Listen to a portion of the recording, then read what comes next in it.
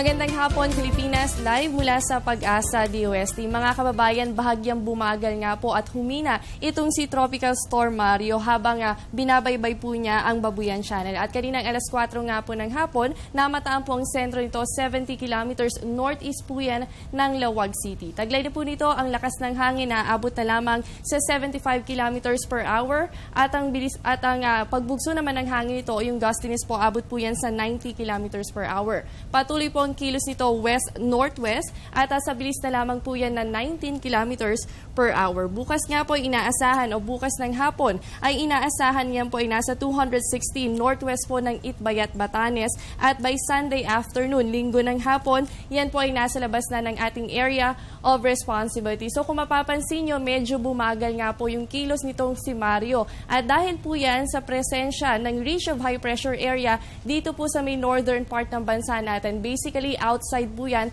ng Philippine Area of Responsibility. Alam naman po natin na kapag may ridge of high pressure area, ang hangin po sa area na yan ay papalabas. Siyang dahilan kung bakit itinutulak itong si Tropical Storm Mario at nararanasan nga nito or yun yung dahilan kung bakit bumabagal ang kilos nga nitong si Tropical Storm Mario. Samantala ngayon po ay nakataas ang Public Storm Warning Signal number 2 sa areas po ng Cagayan. Kasama rin po ang Calayan, Group of Islands, Babuyan at Batanes Group of Islands. Apektado rin po ng signal number 2 ang Apayao at Ilocos Norte. So asahan po natin sa mga areas na yan ang 61 to 100 kilometers per hour na lakas ng hangin at yan po ay sa loob ng 24 hours. Samantala nakataas po ang signal number 1 naman sa Isabela, ganun din po ang Kalinga, Mountain Province at ganun din po sa Abra at Ilocos Sur. Sa mga areas na ito, asahan po natin ang lakas ng hangin ay papalo po yan sa 30 to 60 kilometers per hour at sa loob po yan ng 36 hours. Kaya po sa mga kababayan natin sa mga apektadong lugar at mag-monitor po tayo sa lagay ng panahon, lalo na kung kayo po ay malapit o nakatira sa mga low-lying areas, ganun din po sa mga kabundukan o tabi ng kabundukan dahil posible po ang pagkakaroon ng mga flash flood at landslide.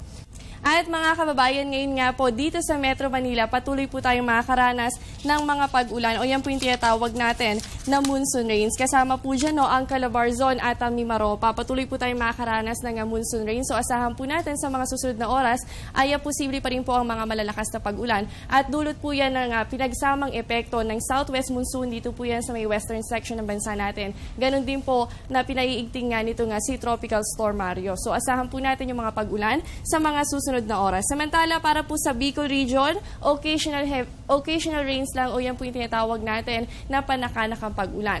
Para naman po dito sa Visayas at Mindanao, fair weather conditions na po tayo dyan. So asahan natin ang partly cloudy to cloudy skies with isolated rain showers or thunderstorms, lalo na po yan pagsapit ng hapon o gabi.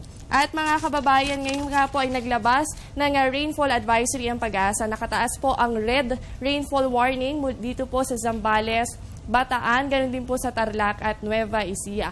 Ibig sabihin po, pag nakataas ang red rainfall warning, ay posible po ang pagkakaroon ng mga seryosong pagbaha sa mga lugar na yan. Kaya naman, importante po ang pakikipag-coordinate sa mga local government unit natin.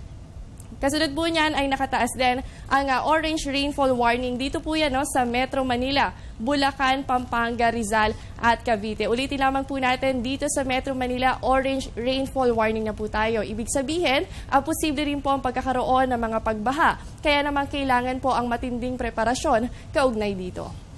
Kasabay po niya, naglabas din ng yellow rainfall warning ang Pag-asa at yan naman po ay para sa Laguna, Batangas at Quezon Province. Ibig sabihin naman po kapag nakataas ang tinatawag natin na yellow rainfall warning ay posible rin po ang pagkakaroon ng mga pagbaha lalo na sa mga low-lying areas. At importante rin po na maging aware yung mga residente natin o yung mga kababayan po nating nakatira sa mga apektadong lugar kaugnay sa lagay ng panahon. Samantala, narito naman po ang gale warning mula sa Pag-asa. Makakaranas pa rin po ng maalon na kondisyon ng karagatan ang buong seaboards po yan ng Luzon hanggang dito po yan sa Southern Luzon. At ganun din po ang buong seaboards ng Visayas. Asahan po natin na magiging maalon hanggang sa napakaalon ang kondisyon ng karagatan. Kaya po sa mga nagbabalak na pumalaot pa, iwasan po muna natin yan. Yan po ay para sa ating kaligtasan. At yan muna ang latest mula dito sa Pag-asa DOST. Manatiling nakatutok sa Panahon TV kung saan walang pinipiling panahon ang pagbibigay impormasyon. Ako po ang inyong nakasama, ang inyong weather body Jessie Basco na nagsasabing walang dadaig sa taong may alam at naging handa. Magandang